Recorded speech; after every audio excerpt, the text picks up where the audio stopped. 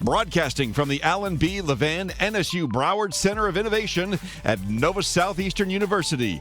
Welcome to Sunshine Startups Live, featuring rockstar entrepreneurs, bright ideas, and experts on the startup ecosystem. And now your hosts of Sunshine Startups Live, Jim Ryan and John Wensveen. Hi, and welcome to Sunshine Startup Live. I'm Jim Ryan, your host, entrepreneur, investor, and startup enthusiast, joined once again by my good friend, John Wensveen. John, good to be with you again. I'm glad to be with you, Jim. So John Wensveen, Chief Innovation Officer here at Nova Southeastern University, the largest research university in the state of Florida, and Executive Director of the Levan Center of Innovation, the world's first theme park that supports the founder's journey from birth of an idea through successful exit or global expansion. Extremely excited to have our guest with us today. Yeah, and as I am, and the purpose of the show is really to talk about the Florida ecosystem, a geo-focus on all the business activity in South Florida, startups and so forth, and in large part, at the epicenter of a lot of the energy, the enthusiasm of new business has been Laura DiBella, past Secretary of Commerce for the state of Florida, and CEO and President of Enterprise Florida. And Laura, thank you so much for taking the time to join with us today and ask you some questions about your background and so forth, and some changes that are coming up with Enterprise Florida. And I want to start a little bit about your background, because you are a Fort Lauderdale, which is near and dear to our home here at Nova. You were born and raised in the area here and grew up in Fort Lauderdale. That's right. I'm part of the original 305. So before 954 came about. So yeah. I was born in Broward General Medical Center and called Fort Lauderdale home until I left for college in 2000 and no, not 2000. I'm sorry. What am I talking about? I'm older than that. 1997. Yeah. Well, I know we wanted to have you physically here to come and visit and tour the Innovation Center here at Nova.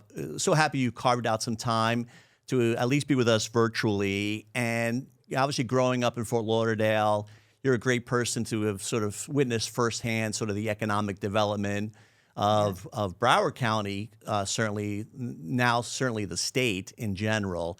But tell us a little bit about your migration from growing up in Fort Lauderdale. You had a real estate background, and then tell us a little bit more about catching up to us today about what you're doing. Sure. So yeah, straight out of college, I got my real estate license. I was not done learning, and I'm still not done learning for that matter. I went to University of Florida. So I practiced real estate for, 12 years roughly, on and off, but then, more or less full-time the last 7 of those 12. I started to get very involved in commercial real estate, and I happened to land Hospital Corporation of America as basically my bread and butter client. So they had me bird dogging for land all over the state, and unbeknownst to me, citing healthcare institutions and such, everywhere in up and coming areas, for competing with others like big box users and banks, for like hard corners, really in the line of fire of growth. So as I was saying, unbeknownst to me, that was actually economic development. I didn't even know it. So, and that's how I got to know a lot of people around the state. That's how I got to know the state very well. So I was recruited from there to economic development. Nassau County, Florida was where I went. That's the northeasternmost county in Florida, the fastest growing county in the nation, but now, I might add. I was there for 5 years, from 2014 to 2019. And then it was an interesting situation, actually, how that came about, just to give you a little anecdotal, because I was doing well. I loved real estate. I loved where I was. I moved to Northeast Florida 3 times in my life, so I was done. I was like in Miami. I was ready to stay. I was happily divorced, just like ready to buy a Vespa. And then Nassau County came calling, and I was just like, dang. And I was like, this is almost too good to pass up, because I knew what was about to happen there. There was a big, big development, like essentially being like at the ground level of a new city, that was going to be come out of the ground, basically a 24,000 acre development. So I was like, you know what? me try it out. Let me hang up my hat, because I couldn't do real estate anymore, as conflict, and try this out. If I don't like it, I just go back to real estate. And I loved it. It was the best decision I could have ever made. So 2.5 into those 5 years, I was voluntold to be port director for the port there, the Port of Fernandina. Knew nothing about ports except that they were good for the economy. What was supposed to be a temporary assignment turned into a 2.5-year gig. So I wore both hats, director of economic development and port director for, for that county, from 2017 to 2019. And then in 2019, November of 2019, I was recruited to the Florida Harbor Pilots Association. They were looking for an executive director to their first. You'd never had one before.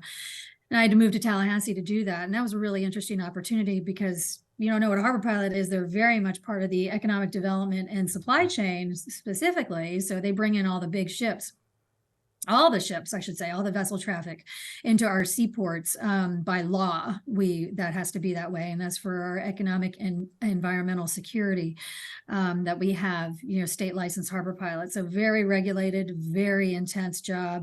And it happened to be 3 months before the shutdown, before like supply chain madness began. So for almost 3 years, I worked for them and went through the whipsaw effect of everything that was coming in and out of our seaports and everything that belongs there. And then the secretary appointment came. So I was blessed to hold that title for a year. I was acting at first, and then they made me an honest woman in February, and then now I've just recently passed that baton. But the form and function of representing all that Florida is in terms of business, and still being a part of Enterprise Florida, which will, is now transitioning to Florida Commerce and Select Florida, is it's a true honor. It's been a really amazing time to be in my position. So Enterprise Florida, a lot of our listening audience may not know what the purpose of Enterprise Florida is. We know it's the economic development arm of the state, and you're timely in terms of your career. And Florida is really on fire, particularly South Florida. And I didn't know that about Northeast Florida and Nassau County and how fast it was growing, which is kind of exciting to hear as well. So how does Enterprise Florida take advantage of all of the great things that are happening here in Florida to sell that to the world? What does that whole process look like, and what kind of reactions are we getting from the rest of the world? Oh, incredible. Incredible. You should, Florida's brand is just second to none amazing. It's just it's just on fire. There's no other way to say it. You say Florida, everybody's like, wow, you go, it does. And that's national and international. It doesn't matter, who you speak to. Florida has such a strong brand and reputation. It really is, truly a blessing, like I say. But how do we do it? It's very cross-functional and multidimensional, in terms of, whatever entity it is. It was Enterprise Florida, now it's moving into, Florida Commerce, or however it is. I mean, we have a very comprehensive wraparound approach in how we deal with the business community, from not only internal to external. I mean, what many don't realize is that economic development is actually retention first, recruitment second. So we care more about those that are here in our state than we do about those that want to be in our state. Because if we lose those that are here, that tax base that is here, we lose a heck of a lot more than those we never gained to begin with. So it's definitely a more internal focus and growth, kind of an organic type of response. So we assist in everything from expansion activity, as far as workforce matters, having a very close relationship with our institutions, our educational institutions is crucial to that.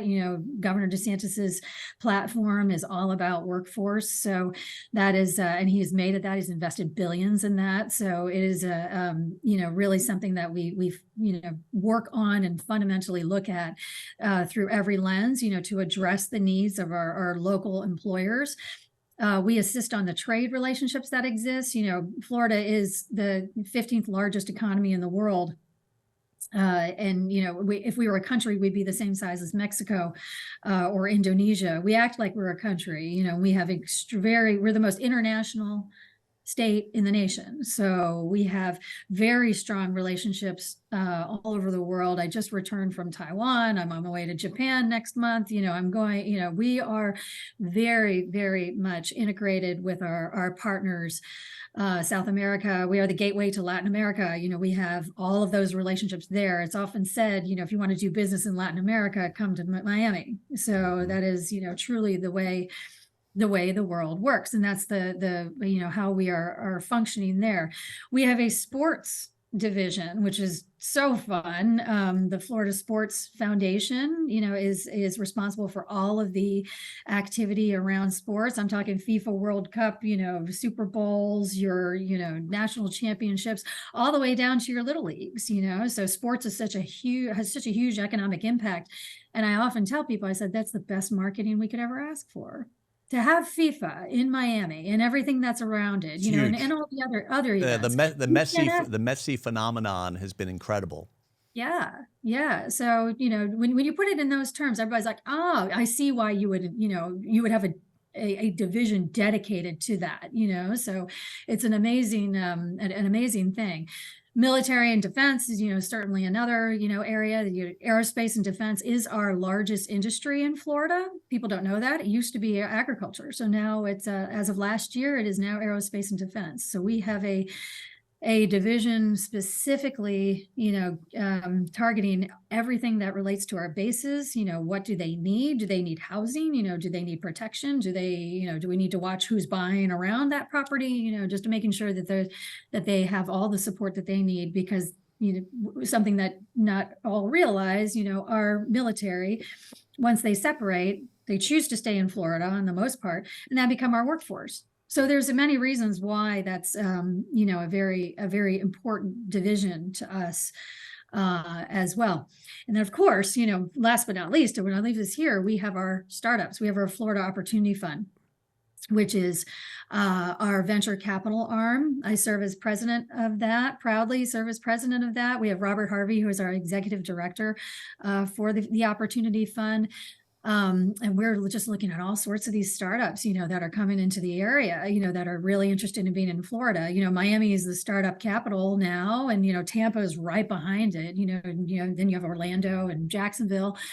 We're just crushing California on the startup side. So Florida, is putting its money where its mouth is, and it's investing in Florida, taking position, not in Florida, I'm sorry, in companies, taking positions in companies, and watching them grow here. So, and making sure that they retain, again, going back to retention, what I was talking about, making sure they stay here, because those are the first that are going to fly, people like Texas and Austin, they want to pick them up and, move them elsewhere. So all the activities around economic development and so much more. But yeah, that is what we do all day, every day. No 2 days are the same. I wanted to ask you, and it's pretty incredible, the diversity, basically tentacles in various areas there to attract and obviously retain, as you indicated, the existing businesses.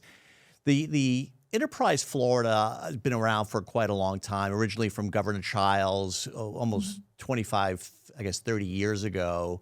And then obviously with your experiences now, at that time, it was really the first in the country, this sort of private public enterprise.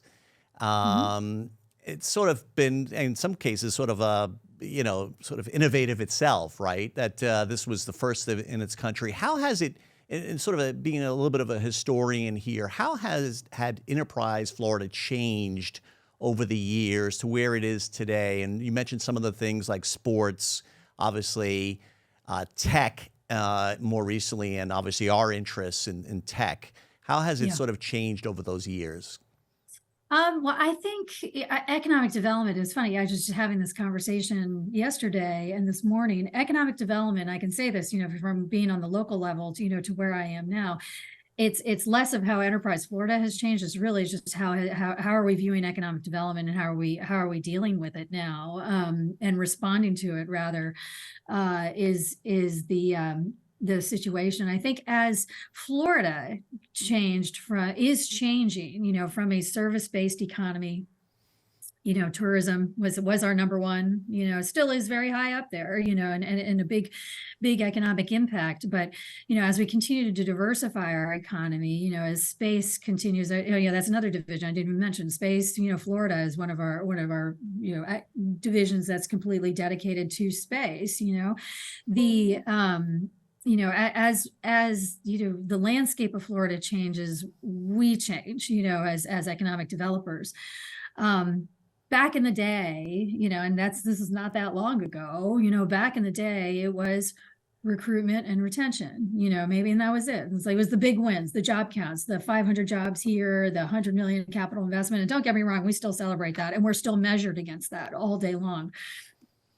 But now, especially as we're becoming more of the this innovative state, where businesses are coming to really blossom, it's becoming more of, okay, well, let's get you the money and then we're going to get the win. You know what I mean? And that is a case that I'm dealing with right now. Is another reason why I was in Tampa. I was with a German company, it's a startup, but in a very advanced startup, if you want to say, as far as what stage they're in the advanced air mobility space, and it all boils down to the money. They're burning through money right now because they're going through the R&D process to get these vehicles in the air.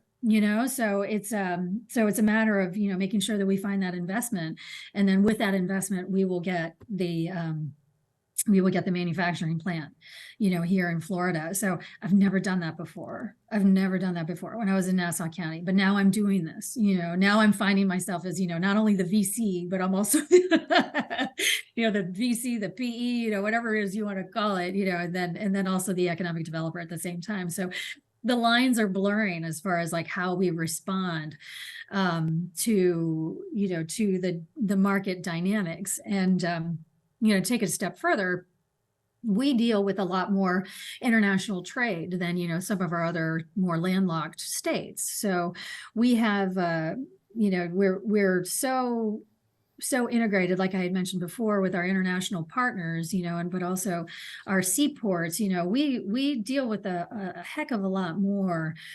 than our counterparts that are more inland, because of just the sheer dynamics of our space. So we're all like, jack of all trade experts in, maritime trade, and just international import export type of capabilities, and just the list goes on and on. So we no longer view, I'd like to say, we no longer view, the world in silos. We look at it as completely integrated, because we experience everything in Florida.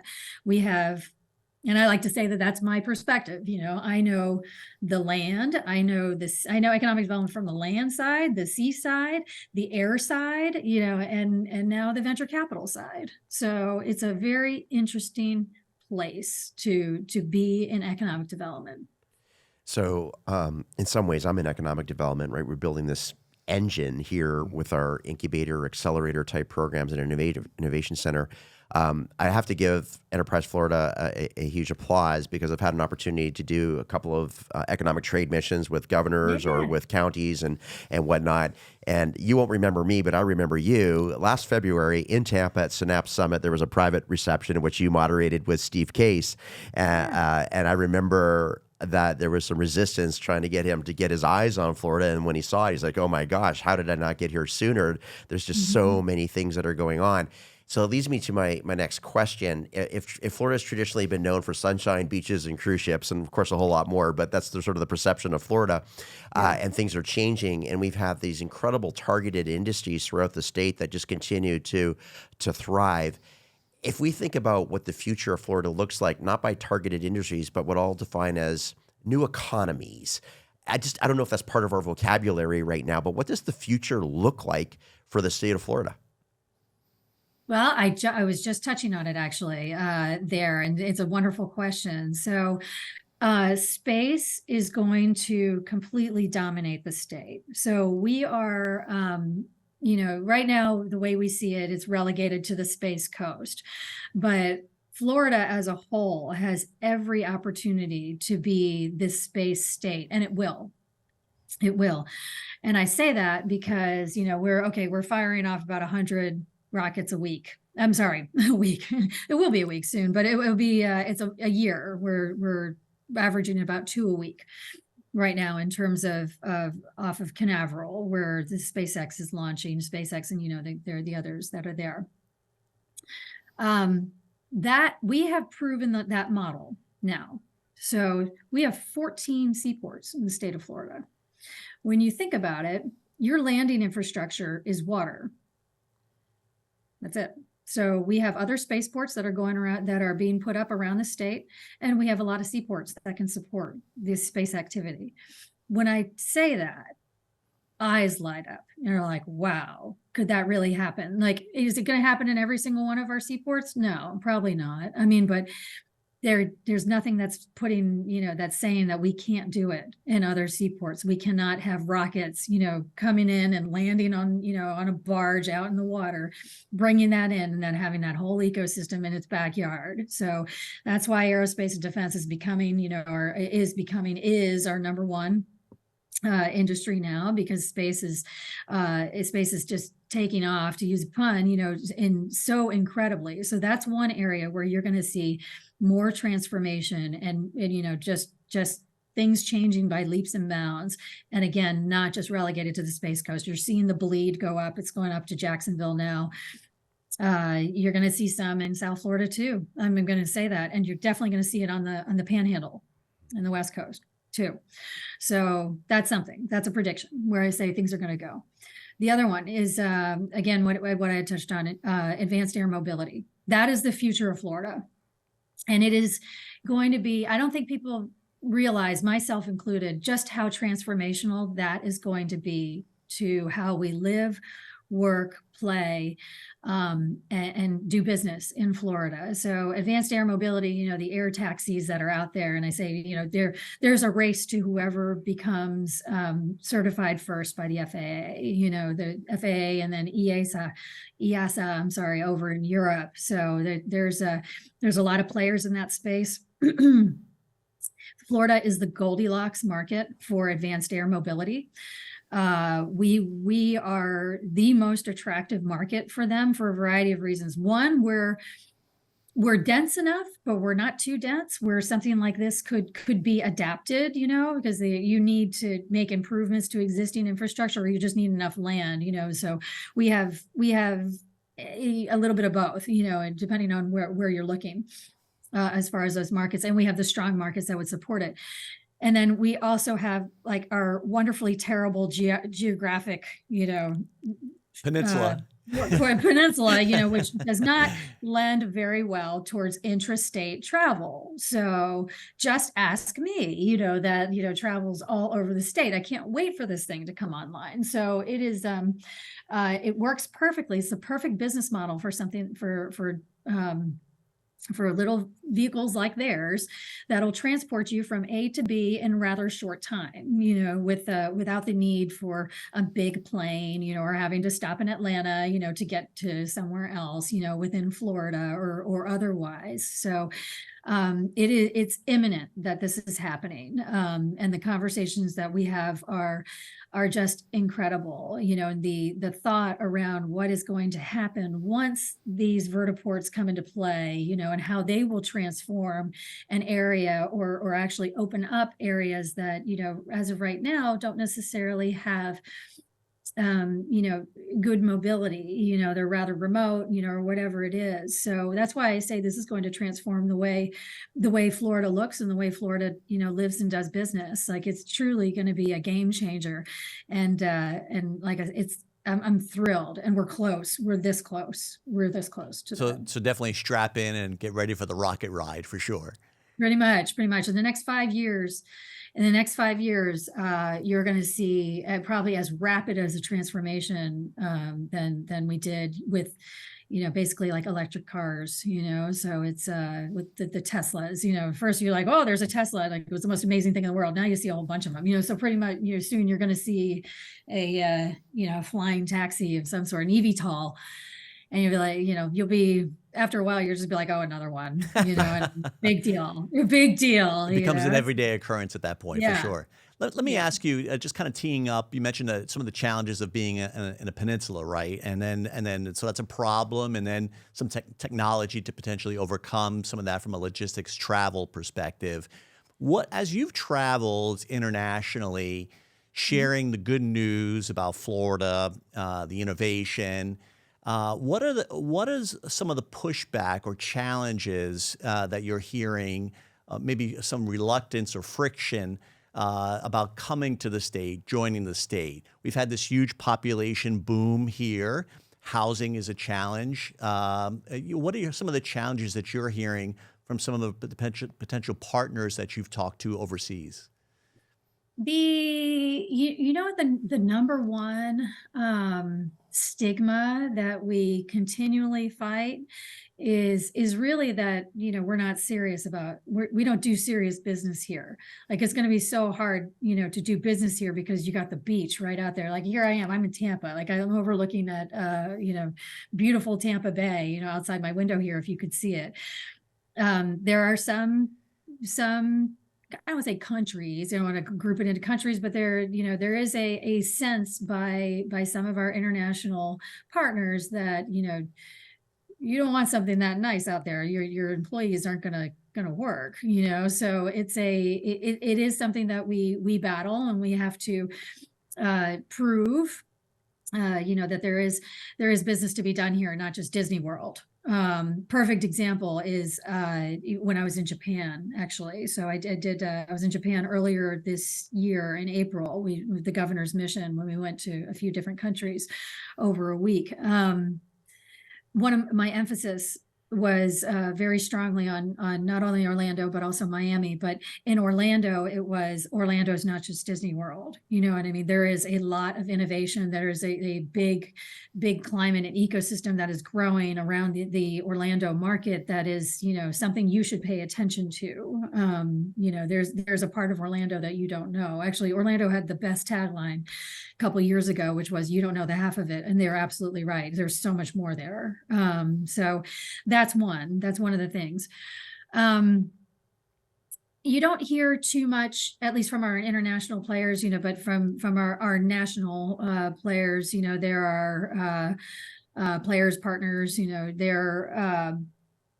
that housing is a challenge. Thankfully or not, it's a challenge everywhere. So we're kind of in the same boat as far as workforce housing. Of course, our situation is a bit more acute in certain areas of the state, certainly where you all are in South Florida. But everyone is trying to find the best workforce housing model to respond to that. We unfortunately just did not, we as a country just unfortunately did not build enough, when things were slow and soft, and now it's caught us bad, and now we're going to go swing in the other direction. We have so much inventory that's going to be built now, and we're going to have too much, in a little while. So, we're just in the middle of that cycle, unfortunately. You don't hear too much yet, about insurance, and the three I's is what I like to say, insurance, inflation, and interest rates. You don't hear too much about that, but I am predicting that we will soon. I think those are lagging, lagging indicators, that are gonna come upon us, here soon, and we'll start to have impacts on our businesses, and the employees that work there. So when affordability, couple that with housing, becomes pretty tight, that's when we have retention issues. And that's exactly why it's really important for us to take care of those in our backyard first. So I think Jim coined the phrase once recently with me. John likes to throw a Rubik's Cube at our guests, so I'll throw you the Rubik's Cube. You've had a very interesting career pathway, which is exciting, and obviously you're still on it, and it's probably never going to end, assuming you're forever trying to learn. So if you look into the future, what's the future of Laura? What's your dream? Where are you going to be? What are you going to be doing? Oh my gosh, really? Oh, wow.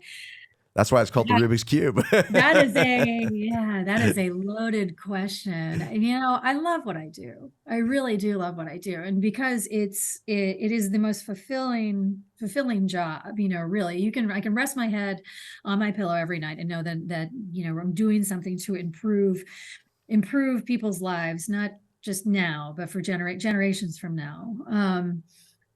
It's hard for me to look past doing this. I know there will be a time that I'm not. I really enjoy, I probably will go into the consulting space, kind of still being in this arena, but kind of putting everything together with what I've learned, kind of having all of the perspective and the ability to service those that need help on many levels. I mean, I get requests for that today, in my position. I do it for, I want to say I do it for free. I mean, that's what I do day in and day out, is I counsel companies on how best to maneuver themselves, in the Florida market. So if I were to, when I were to, take this hat off and move into that, I would probably run on my own. And service the community that way. But I've been asked to run for politics too. I've been run for office. DC has come calling already too, in some ways. So it's just it's. Do you have any breaking news for us about a potential run? Yeah, no, I don't know. Like I'm going to have to do some. That'd be really big for us, wouldn't it? Yeah, I don't know. I don't know. I'm not saying it's not going to happen, but it's I have to give that some thought. Being in politics today is definitely it can be fun, but it cannot be fun at the same time. So, but in a way, it's the same thing that I'm doing now. That's why I like where I am, because I enjoy the political side of it, but I'm not part of it. So I can step away from it and dabble into the private side. Right. So I don't know. We'll see. We'll see where the world takes me. I sometimes joke. I was like, well, after this, I'll just go to Key West and be a bartender. So I did live there full time. That's very helpful too. Yeah. So that helps a lot of people. That's dangerous. I met my wife down there. I went down to Key West and I never came back. And I will tell you, it's a great place to live temporarily, but not long term. I love it. I love it. Yeah. I have a place where I go hide down there. So I love it. It is beautiful. Yeah, absolutely. So every end of the spectrum I just gave you. So I could run for office. I could, be my own shop, or I'll go be a bartender. So I like or a podcaster. We need a pretty broad list there for sure. And all three sound wonderful, actually. But so in the interim now, the governor signed, I think, and I might misquote this, HB 5. Now that basically moving Enterprise Florida, transitioning at least parts of it into the Department of Commerce. And then so in the interim, you are helping sort of support that transition. Is that correct? That's right. Yeah. Part of House Bill 5 was to sunset Enterprise Florida and have what was the Department of Economic Opportunity absorb our operations. So we are in the process of that right now, of sunsetting Enterprise Florida. I'm part of the Lights Out crew. That's why I still hold the Enterprise Florida title, whereas most of my now former staff, can say current, now former, have moved into the Florida Department of Commerce. Florida Commerce is what there is called now. And then Select Florida is the direct service organization that's handling most of our international trade there. So they're kind of all in the same, but now the Department of Economic Opportunity has been renamed to Florida Commerce and has taken Enterprise Florida under its wing. So yeah, we should be done with the wrap up in the next couple of months. We have until December 1st by law to do it. So yeah, it's we're in the middle of transitions. Transitions are fun, let me tell you.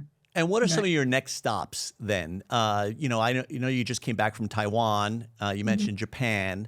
You're still waving the banner, obviously, of Florida and the economic development here. So what are some of the next stops then in the interim for the next few months? I will be back in Japan. Let me think about this. Hold on a second. So yeah, I'll be back in Japan next month. In October for SUS Japan, Southeast U.S. Japan. So seven states all are part of a big conference that supports our relationship with Japan. There's definitely going to be some more travel after that. For clarity, they want I'm too am moving over to the Commerce Department once I'm done sunsetting Enterprise Florida. So there isn't a drop dead date on my job yet on that, unless I do something really wrong. But yeah, I'll be moving over there. But yeah, as far as more travel, let's see, next year, there's a bunch. I'm just thinking about this past year. I've done a lot of travel, more than I ever thought I did. I just had to put it down on paper. We were to Sao Paulo,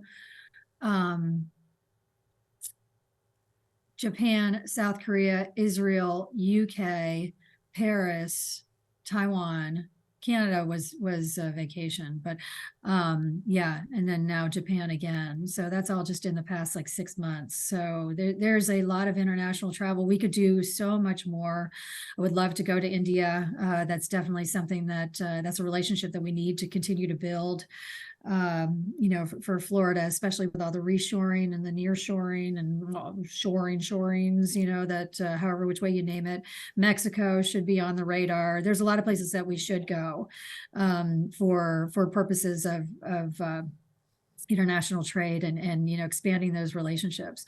It's just a matter of budget, but yeah, to be announced as far as where we're going to go next. Yeah.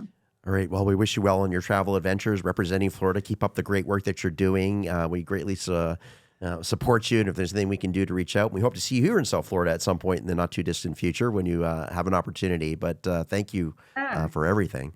Yeah, I'd love to come visit you. We'll do this in person next time. Absolutely. So, We'd love to have you here at the Innovation Center. Laura DiBella, past Secretary of Commerce, President, CEO of Enterprise Florida. Thank you so much for being on the podcast today. My pleasure. Thank you all. Thank you very much. You have a wonderful weekend. Thank you. You too.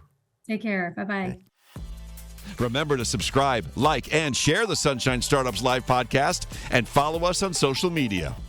If you're interested in sponsoring or appearing on the show, please email us at booking@sunshinestartups.live.